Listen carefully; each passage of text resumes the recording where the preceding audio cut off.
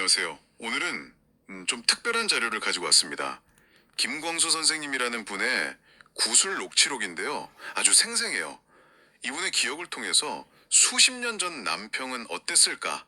이걸 한번 같이 따라가 보려고 합니다. 공식 기록 같은 데서는 좀 찾기 힘든 그런 이야기들이 있겠죠? 네, 맞습니다. 한 개인의 삶, 그 기억이 어떻게 그 시대를, 그 풍경을 이렇게 입체적으로 보여주는지, 같이 볼 수 있는 아주 흥미로운 시간이 될 것 같아요. 사실 이런 개인적인 이야기가, 뭐랄까, 큰 역사 이야기만으로는 잡기 힘든 그 시대의 진짜 속살을 보여주거든요. 그렇죠. 김광수 선생님 기억 속에는 특히 그 전쟁 직후의 학교 모습이 아주 인상적이더라고요. 남평초등학교에 불이 나가지고 교실이 없어서 군용 텐트나 나무 그늘에서 공부를 했다니. 어휴, 지금으로선 상상이 좀 안 되는데요. 네, 단순히 환경이 나빴다. 이걸 넘어서 어떻게든 배움을 이어가려고 했던 그 절박함, 뭐 그런 노력 같은 게 느껴지는 대목이죠. 사실 공식 기록 같은 데서는 잘 드러나지 않는 교육 공백기였던 진짜 모습이랄까요? 아, 그리고 또 그 동원터에 있던 비석들 있잖아요. 그걸 학교로 옮겼다는 이야기도 나오는데, 아, 네네. 그 이야기도 있었어요. 그게 참 재밌는 게 역사의 흔적이라는 게 공동체의 어떤 피로나 생각이 바뀌면서 현재 공간으로 이렇게 들어오고 또 자리가 바뀌고 하는 걸 보여주는 것 같아요. 그러네요. 그 시절에는 또 중학교 가는 길 자체가 하나의 모험이었던 것 같더라고요. 남평에 중학교가 없어서 광주까지 기차를 타야 했는데 네, 기차 통학. 통학권 한 장으로 친구랑 둘이서 아슬아슬하게 번갈아 갔다는 그 에피소드 있잖아요. 아, 진짜 인상 깊었어요. 네. 그 이야기 하나에 여러 가지가 담겨 있죠. 그 당시 학생들이 얼마나 배우고 싶어 했는지, 또 그 70원이라는 돈의 가치, 그리고 기차가 얼마나 중요했는지, 이런 맥락들이 그냥 확 느껴지죠.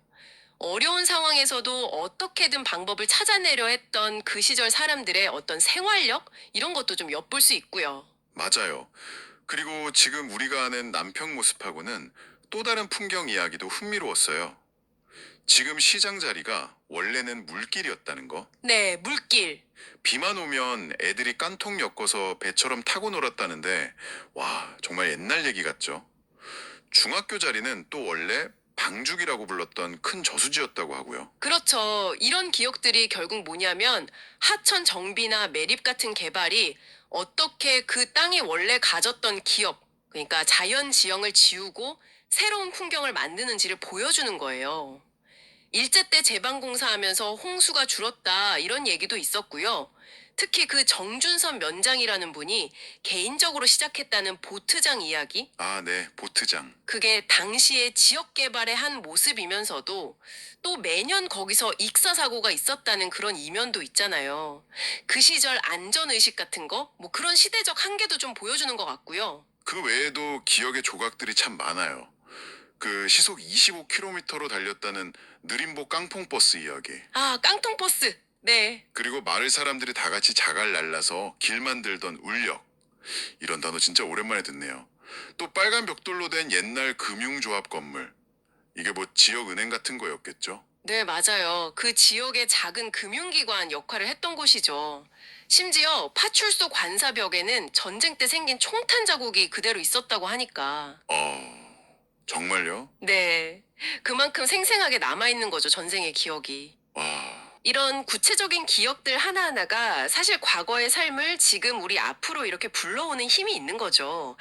당시에 그 느린 삶의 속도, 또 공동체 문화가 강했던 거, 그리고 전쟁의 상처들, 또 하천변 움막이나 그 연님 할머니라고 노끌을 닦아주면서 생계를 유지했던 이야기 같은 거요. 거기서는 참 힘들었지만 나름의 방식으로 삶을 꾸려갔던 사람들의 지혜, 또 당시 사회 모습 같은 게 느껴져요. 자, 이렇게 한 분의 기억을 따라서 남평의 과거 속으로 한번 들어가 봤습니다. 불타버린 학교부터 뭐 물넘치던 시장, 또 계속 변해가던 마을 풍경까지 마치 오래된 흑백 영화 한 편을 쭉 본 것 같은 그런 느낌이 드네요. 그렇죠. 이 회고는 전쟁 직후의 어떤 혼란, 또 복구 과정, 그리고 선거로 면장을 뽑던 초기 지방자치의 모습, 또 급격하게 변하는 환경 속에서 사람들이 어떻게 적응해 나갔는지 이런 걸 개인의 목소리로 정말 생생하게 전해주고 있어요. 결국 이런 개인적인 이야기들이 모여서 딱딱한 그냥 연대기적인 역사를 훨씬 풍부하게 또 인간적인 이야기로 만들어주는 거죠. 네, 여러분이 매일 지나다니는 그 익숙한 동네 풍경 아래에는 또 어떤 이야기들이 숨어 있을까요? 어쩌면 여러분 동네에도 원래 자리를 벗어나서 옮겨진 오래된 비석이나 아니면 누군가의 기억 속에만 남아있는 사라진 건물이 있을지도 모릅니다. 한 번쯤 우리 동네의 숨겨진 기억을 찾아보는 건 어떨까? 그런 생각을 해보게 되네요.